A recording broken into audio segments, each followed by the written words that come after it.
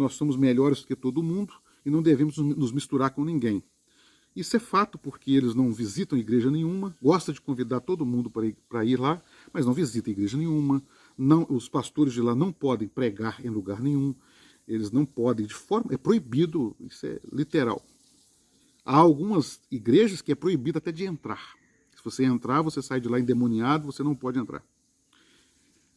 E muito sectarista, aquela característica de sectarismo terrível, e nós ficamos no meio daquele escândalo, sofrendo as consequências de tudo que estava acontecendo. E nessa troca de pastores, depois da igreja estar sofrendo ali o escândalo, pessoas aproveitando daquilo para vir, né, alguns para tirar uma ponta, a obra perfeita aí, o seu presidente está preso, mas nós superamos aquilo ali, mas a igreja sofreu muito. E veio um pastor da região de Domingo Martins para aqui, e aquilo que a igreja há muito tempo não estava vivendo, voltou a viver a comunhão, os pastores, a integração, a oração, o respeito entre os pastores, que é coisa muito rara naquele local. E esse irmão veio trazer a igreja integrar novamente as igrejas de Mamirim, Manhuaçu, a região. Estávamos novamente felizes por como a forma estava andando novamente a igreja. Mesmo com todos os desvios, mesmo não crendo mais que aquilo tudo era de Deus, estávamos ali buscando a Deus. Críamos em mudança. Me lembro que nós tínhamos uma subida ao monte, todo mês uma subida ao monte com todos os pastores. Acontece que estourou pouco. Aqui em Manhumirim, por exemplo, uma igreja que o pastor veio assumir, e ali na reunião, como sempre de costume, as mãos estendidas, houve uma palavra profética, uma manifestação de dom espiritual, dizendo: meu servo, eu estou te trazendo para cá para abençoar a sua vida, tal. Só que, menos de 30 dias depois, veio uma orientação do presbitério para mudar tudo. Aquilo foi um choque. Um choque emocional e um choque espiritual, porque o Senhor revelou para tudo acontecer, os pastores vieram, cada igreja que foi assumida, cada troca de pastores, Deus falando que eu estou nisso, é o Senhor falando, e de repente veio a orientação. E um dia o pastor que assumiu aqui a coordenação então contou que um dia encontrou com o presidente da igreja lá no presbitério, e o presidente deu uma ordem para ele vir e assumir aqui as igrejas, porque isso aqui estava um caos. E assim fez. E quando eles vieram, e aí agora, como que você passa isso para a igreja? Onde está, ou onde estão as revelações de Deus? E as orações, as imposições de mãos sobre os pastores, Deus falando que isso é do Senhor. E agora? E agora? Mas, como sempre, nós tínhamos que arrumar um jeito para explicar para a igreja. E de novo, impuseram as mãos, e aí o Senhor falou de novo: não, meu servo, eu estou aqui nesse negócio. Não dava para descer. Eu nunca aceitei o que aconteceu ali. Mas respeitei. Todos os dias que eu estive, eu respeitei, mas não aceitei. E aquilo era uma prova clara daquilo que eu estava suspeitando. Que esta obra, ela não é regida por revelações de Deus. Ela é regida pela vontade do presbitério. E pior, quando eu digo presbitério, eu estou dizendo praticamente uma pessoa, porque ele manda e desmanda, obedece todos. Quem não obedecer é posto para fora. E ali nós continuamos. Vi igrejas que estavam no nosso fazia parte. Havia irmãos que amamos. Podíamos abandoná-los. Naquele momento, não, vamos continuar. Quem sabe? Depois veio uma outra prova clara, que não eram revelações de Deus, inclusive aquelas mensagens que vinham de lá. foi quando surgiu uma chamada mensagem quinta medida. Meu Deus, que coisa horrível. Por que foi horrível? Eu vou contar aqui para os senhores, para os irmãos.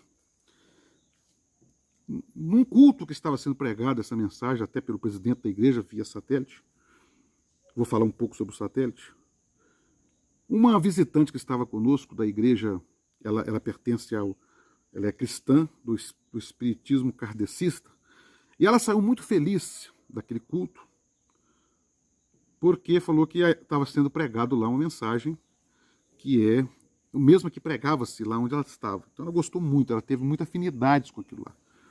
Aquilo me estranhou muito. Eu já achava muito estranho a mensagem quinta medida, mas nós fomos procurar. Para surpresa minha, eu descobri que a mensagem quinta medida é uma cópia de uma mensagem que existe no meio esotérico e nas religiões espíritas, nas religiões esotéricas, nas religiões aí chamadas da Nova Era. Algumas com um nome diferente, quinta dimensão, mas o resumo da mensagem é o mesmo. E eu falei assim, meu Deus, isso não é revelação de Deus. E ele falava que agora começou a se usar a seguinte expressão, que a Bíblia agora, isso aí está público e notório, até hoje estão falando isso, que a Bíblia agora é coisa do passado, que agora eram revelações. Inclusive essa mensagem quinta medida. Só que não era revelação, era uma cópia barata, esdrúxula, de uma mensagem espírita. Procurei o pastor, esse pastor, coordenador, e falei para ele, olha, não dá. E ele disse o seguinte para mim, Zé, preocupa em servir a Deus, o nosso presidente é assim mesmo. Você tem que entender que essa mensagem, ela pode estar até sendo pregada lá, o Espírito que opera lá pode não ser o de Deus, mas aqui é o Espírito Santo que está operando nessa mensagem. E eu disse para ele, olha, de forma nenhuma. A questão não é se Deus está operando através dessa mensagem ou não. A questão é, está sendo transmitida para a igreja que essa mensagem é uma revelação de Deus, e ela não é. Ela é uma mensagem espírita. Nada contra, eu não estou entrando no mérito doutrinário do espiritismo, não. A questão é, uma obra que se autodenominava a obra de Deus, que se cantasse um louvor e ele fosse cantado, por exemplo, por uma outra igreja, a Igreja Católica Romana, por exemplo, era cortado o louvor, não podemos cantar mais esse louvor. Deus revelou para não cantar, e de repente agora, esse mesmo Deus está revelando mensagens esotéricas para a igreja. Eu sabia que não era de Deus. E ali, aqueles conflitos internos começaram a cada vez aumentar mais. Começamos a orar. E louvado seja Deus, que Deus ouviu a nossa oração. Porque nós começamos a nos fortalecer para entender o que estava acontecendo. E não tinha o que entender a não ser que a obra perfeita não era perfeita. Havia desvios doutrinários, havia desvios morais, havia desvios grandes. Eu quero chamar a atenção aqui quando eu digo desvios grandes, porque é muito sério alguém dizer, olha, Deus me revelou. Sabendo que, na verdade, eu fui na internet e copiei uma mensagem esotérica, e ali na oração, nesse período de oração, Deus começou a nos fortalecer para tomar uma decisão mais séria. Digo que, final do ano de 2019, nós tivemos ali uma experiência extremamente amarga. Eu tive o privilégio de fazer o casamento do meu filho. Eu e minha esposa, extremamente feliz a oportunidade, meu filho era membro da igreja desde o nascimento, se batizou lá, ele conheceu uma moça, ela foi para a igreja, ela se batizou, os dois eram membros da igreja, e com muita alegria eu realizei o casamento do meu filho. Para surpresa minha, um pastor não pode fazer o casamento do filho. E em 2019, o casamento foi em julho, no final de 2019, eu fui chamado a atenção sob ameaças de perder o meu ministério por ter feito o casamento do meu filho. Naquela reunião, eu chorei muito, muito triste, porque toda a alegria que eu tive, e não me arrependo de ter feito o casamento, naquele momento estava ali como se eu tivesse feito a coisa pior. Eu fiz um casamento dentro dos padrões da igreja, todos dentro muito bonito, dentro dos padrões, mesmo assim não importava. E eu questionei naquela reunião, mas isso é bíblico? E a resposta que eu tive é, não importa se é bíblico ou não. O presidente da igreja quer dessa forma, o presbitério quer dessa forma, e pronto. E naquela reunião também, eu fui duramente repreendido por outra situação que aconteceu. Nós tivemos um encontro de jovens na cidade de Alto Caparaó, e foi um momento marcante, há muito não acontecia, porque o satélite tomou tempo da igreja, o satélite